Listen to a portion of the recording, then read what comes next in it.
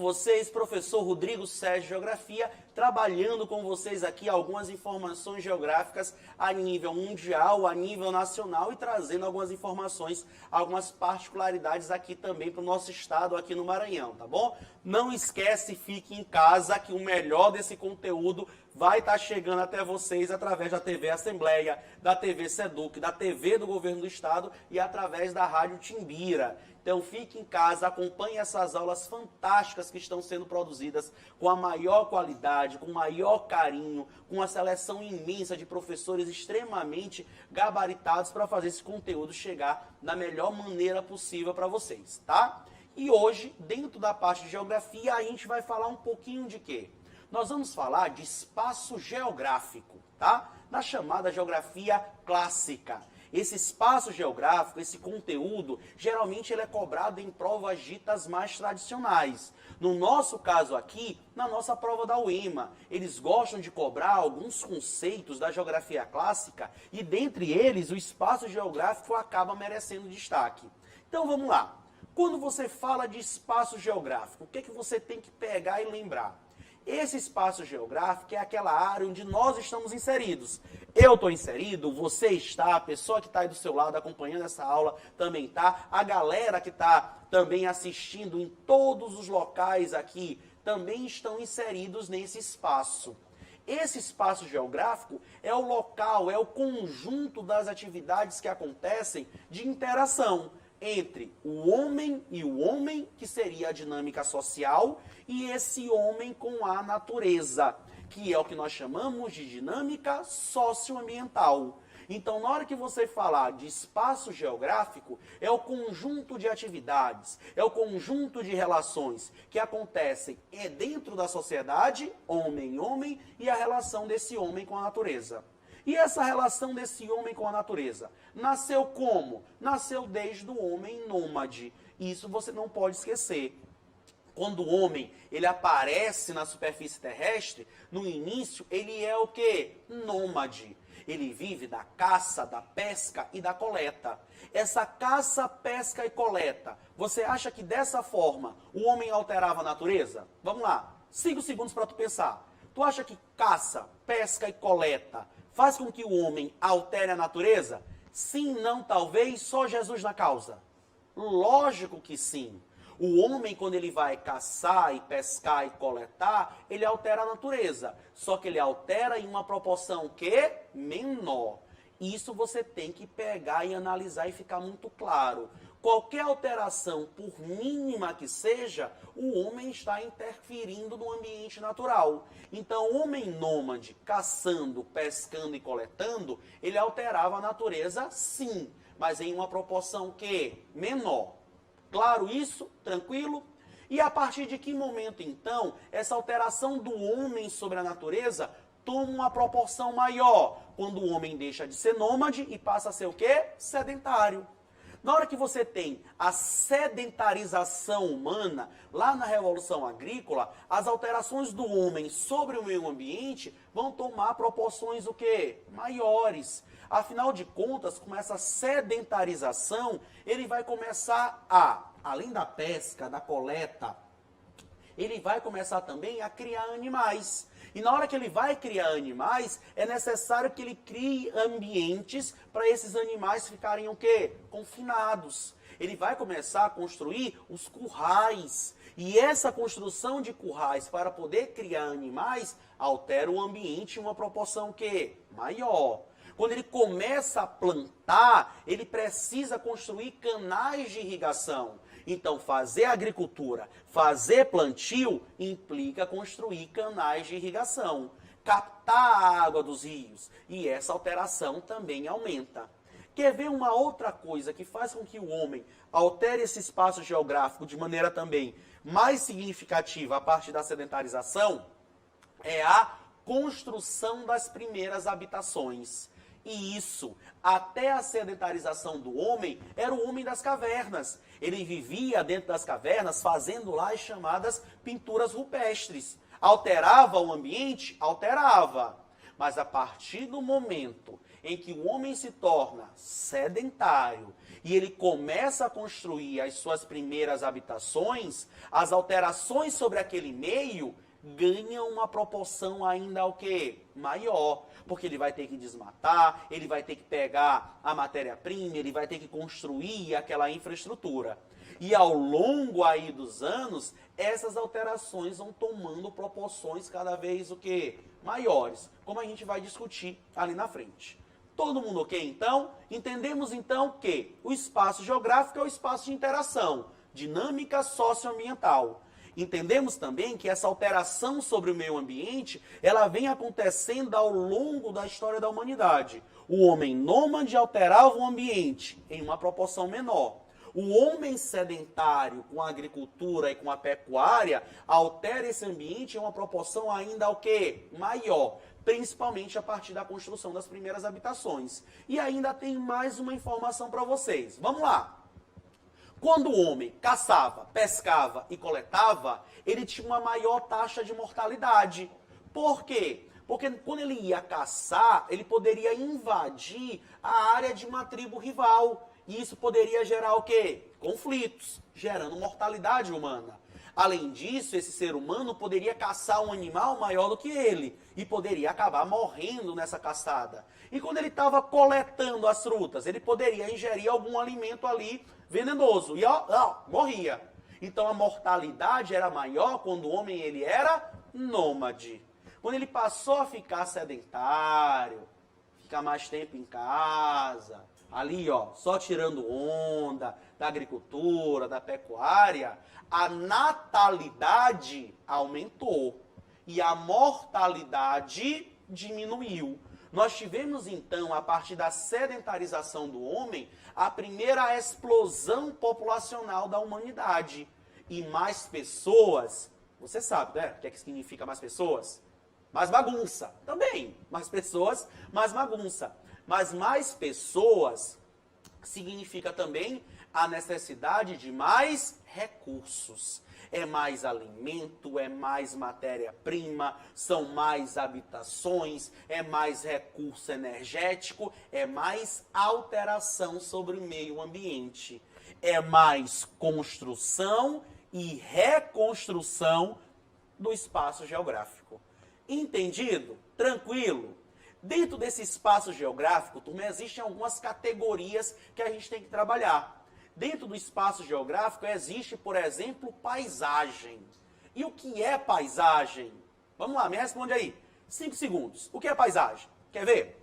Quando você era guri, lá na educação infantil, a tia dizia assim, desenhe uma paisagem. Sabe o que é que tu desenhava? Tu desenhava uma ilha, um coqueirinho, fazia o sol dando linguinha, e fazia uns risquinhos como se fossem pássaros. Não era isso que tu desenhava? Era. Porque nós temos na nossa mente que paisagem é algo natural. Mas não é isso. Paisagem é tudo aquilo que eu vejo.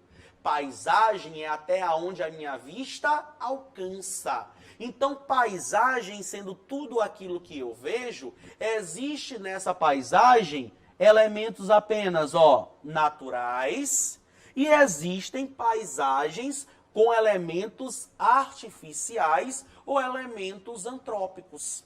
Aqueles elementos naturais são aqueles, como o próprio nome já diz, dominados pela ação da natureza.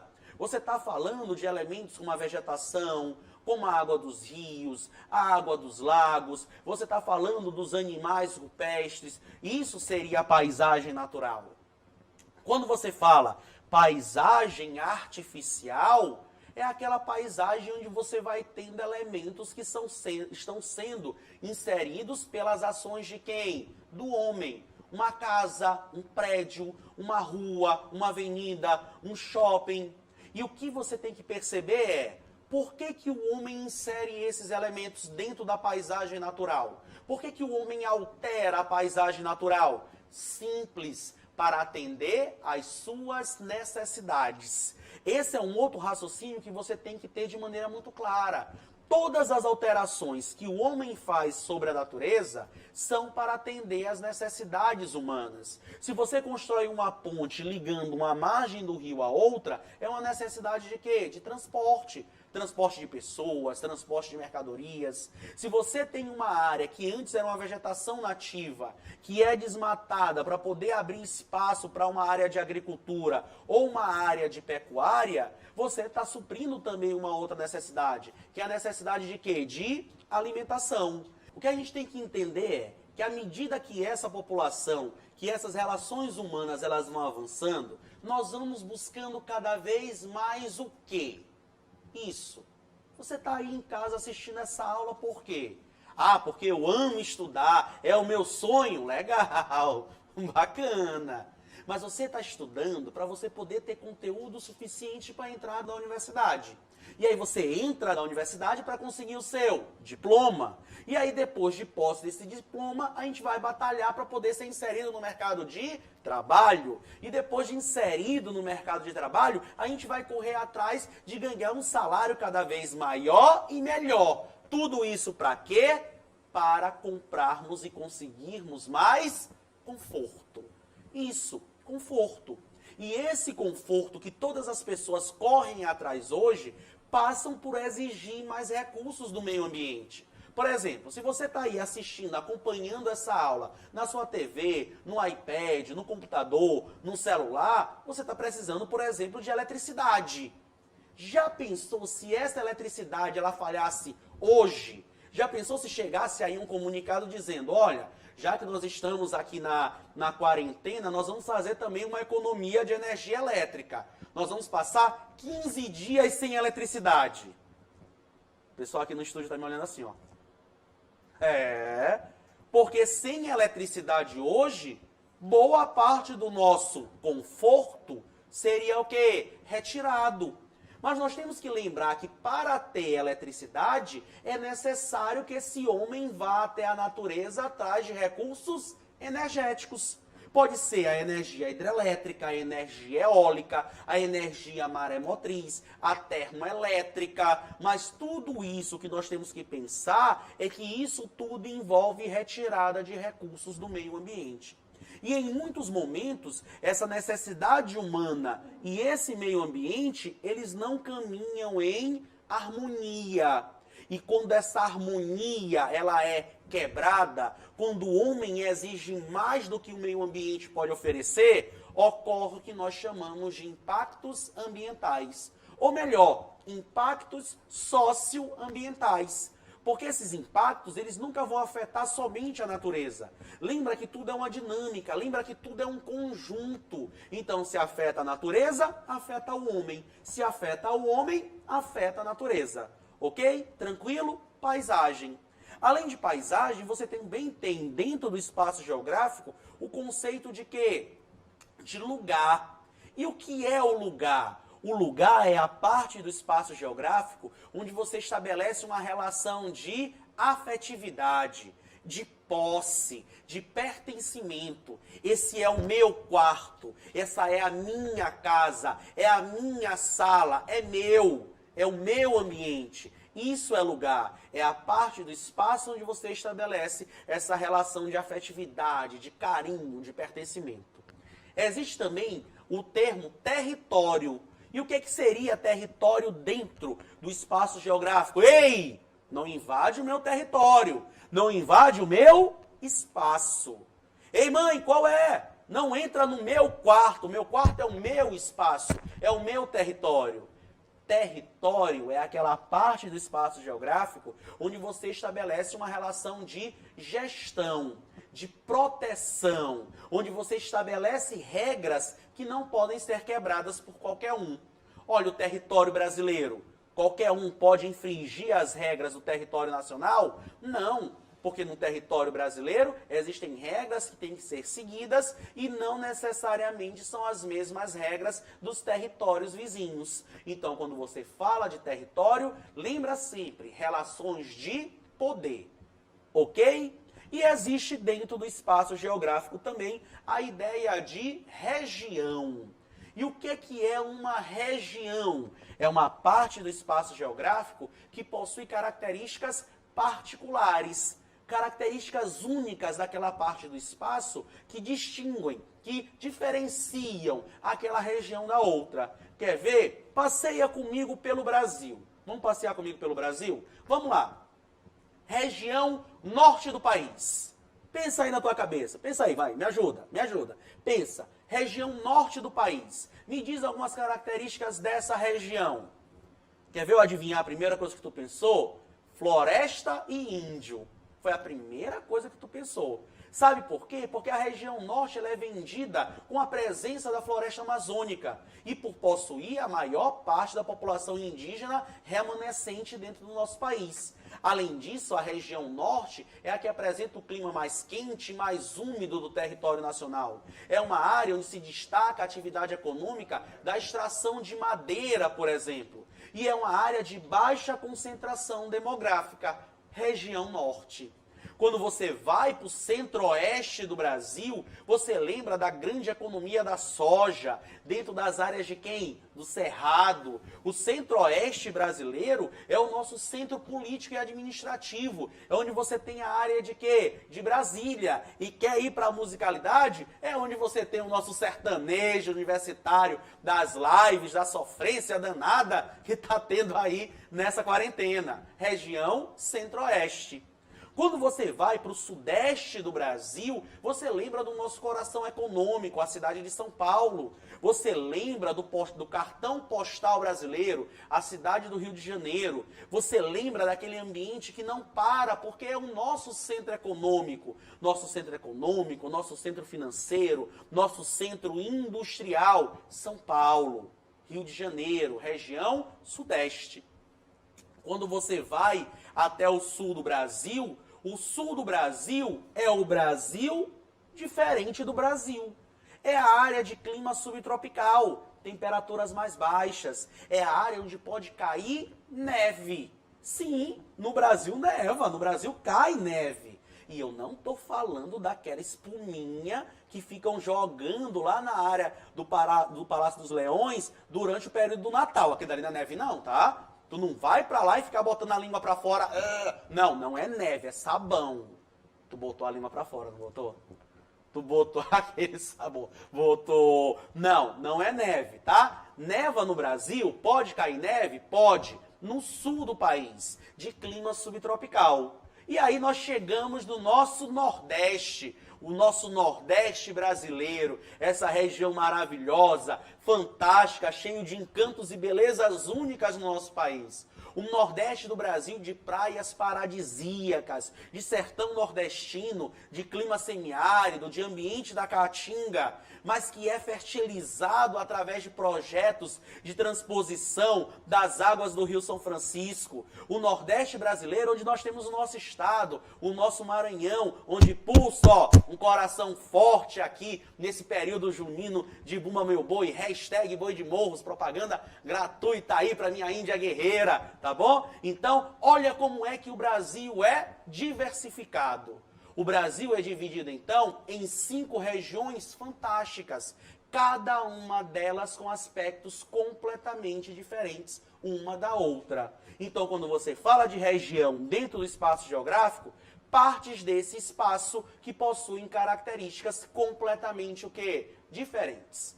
Ok? Tranquilo? Dentro dessa dinâmica do espaço geográfico, lembra, você tem uma dinâmica natural. Os elementos naturais interagindo. A vegetação, o relevo, o solo, o clima. Isso é dinâmica natural. Se essa dinâmica natural ela é quebrada pelas necessidades e ações do homem, isso provoca os impactos socioambientais. Nos últimos anos, o Brasil vivenciou alguns desses impactos, principalmente relacionados à questão da mineração, como, por exemplo, o que aconteceu na região de Mariana e na região de Brumadinho. Tirando outras situações a nível internacional, provocado por excesso de queimadas, derramamentos de petróleo, são momentos em que essa relação homem-natureza perde o seu equilíbrio e acaba sendo quebrada.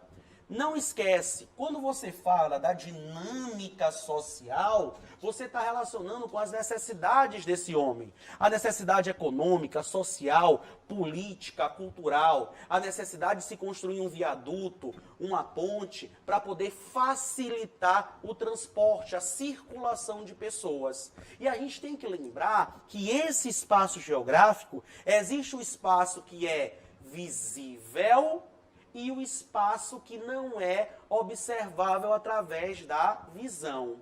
Quer ver? Vamos lá, acompanhe aqui comigo. Galera aí de São Luís do Maranhão, levanta a mão aqui pra mim aí, a galera que tá assistindo aqui de São Luís, certo?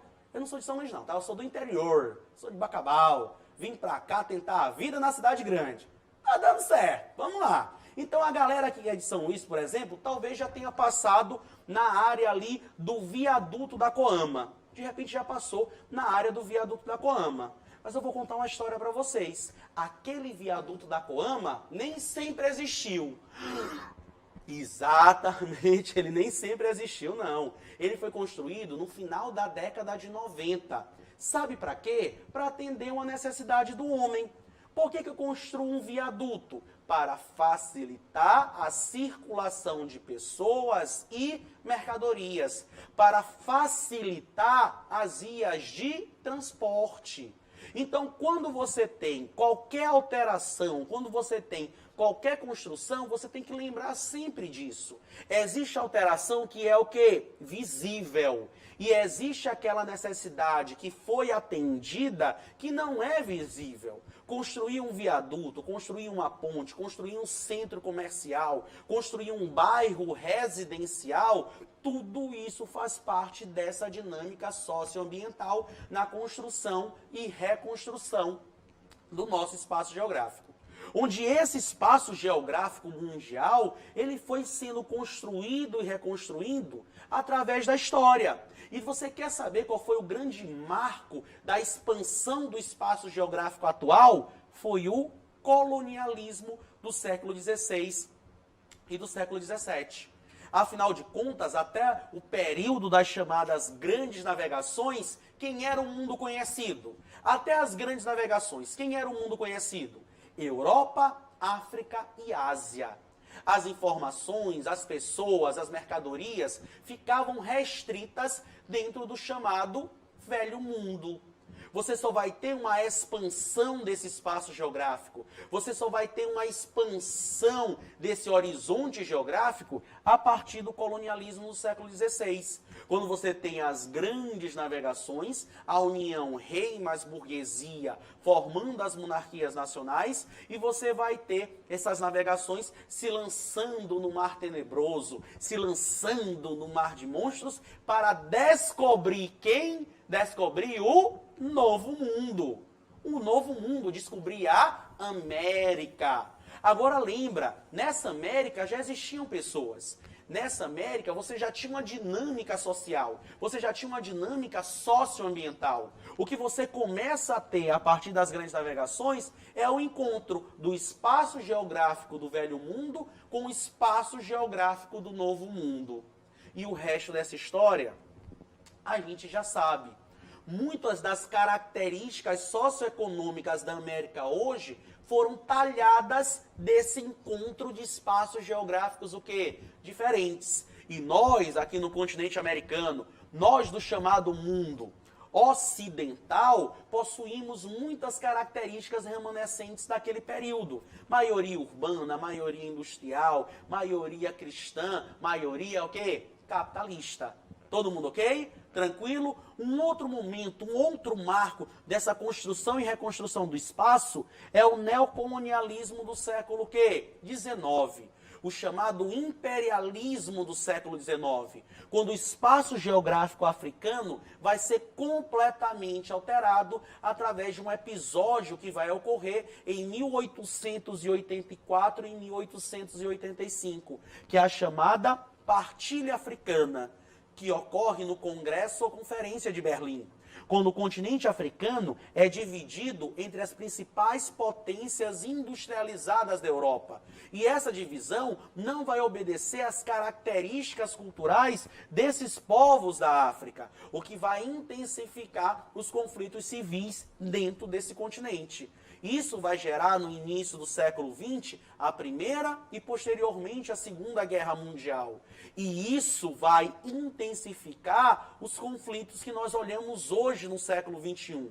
As inúmeras guerras civis dentro desse continente africano. Principalmente nessa área aqui, ó, em uma região chamada de Chifre da África, onde nós encontramos alguns dos países mais pobres do mundo, como Etiópia, Serra Leoa, Eritreia, Sudão, Sudão do Sul. Nesse período aí de quarentena, eu te faço um convite. Assiste um filme chamado Capitão Phillips. Ele tem lá no Netflix, tá? Capitão Phillips, ele vai falar da pirataria, os piratas da Somália em pleno século XXI.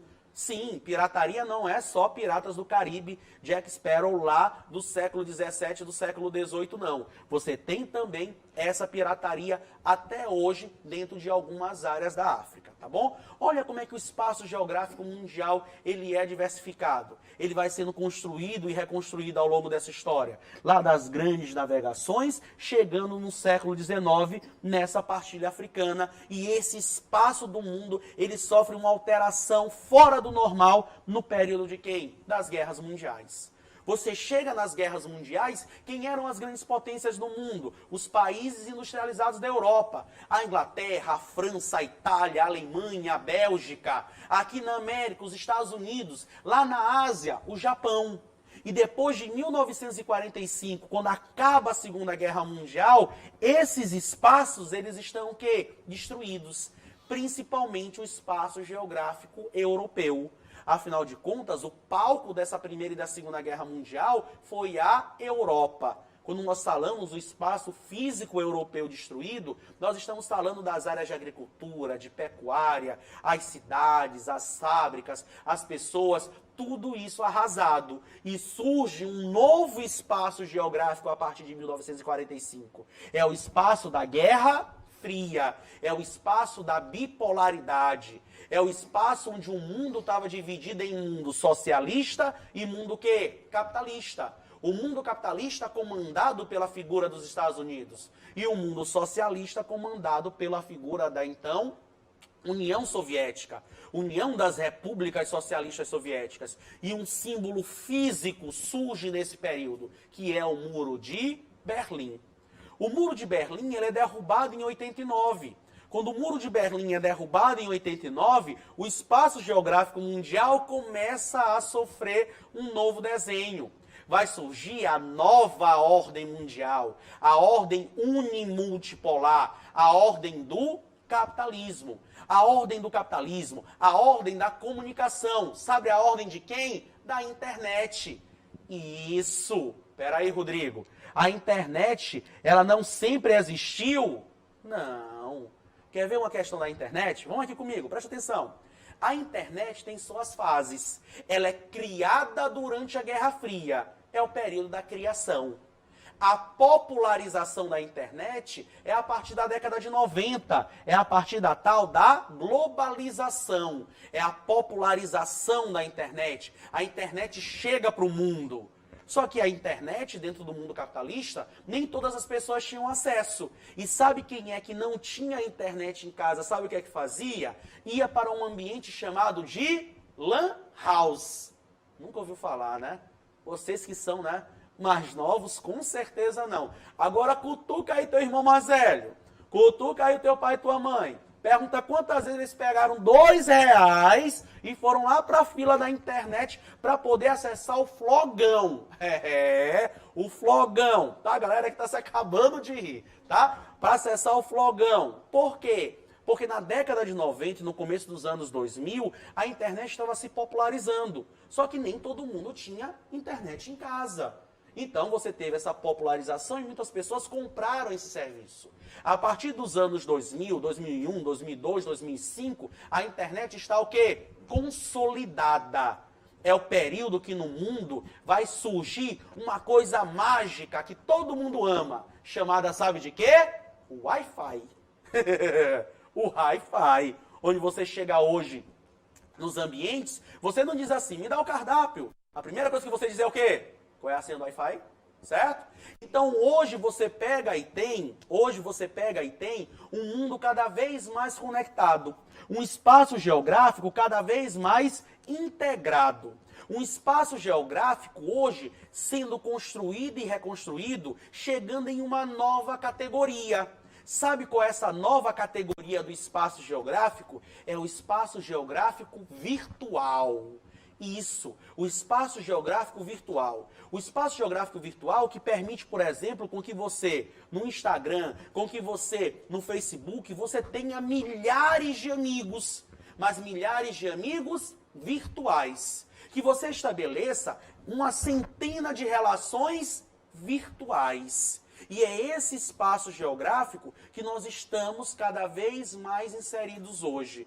Por exemplo, ao longo dessa aula que você assistiu, eu tenho certeza, o seu celular deve ter vibrado inúmeras vezes. É o grupo da família, é o grupo dos amigos, é o grupo do cursinho, é o grupo da faculdade, é o grupo da escola. Por quê? Porque você está sentado assistindo a aula no espaço real, mas o espaço virtual não deixa de fazer parte da sua vida. Então não esquece, dentro da categoria de espaço geográfico, hoje nós consolidamos o espaço virtual, onde essas relações existentes hoje no planeta permitem que a gente viaje por todo ele sem sair do sofá e da comunidade da nossa casa. Por isso que fique em casa e acompanhe esse espaço geográfico virtual, acompanhe essas aulas do conforto do seu lar, porque a gente garante que o melhor em conteúdo vai estar chegando para que você possa detonar, para que você possa mandar bem na prova do Enem, na prova da UEMA e em todos os vestibulares a nível de Brasil. Eu espero uma próxima oportunidade para a gente poder conversar um pouquinho mais sobre a geografia nacional, regional e internacional. Um beijo grande, fiquem com Deus e até a próxima. Tchau!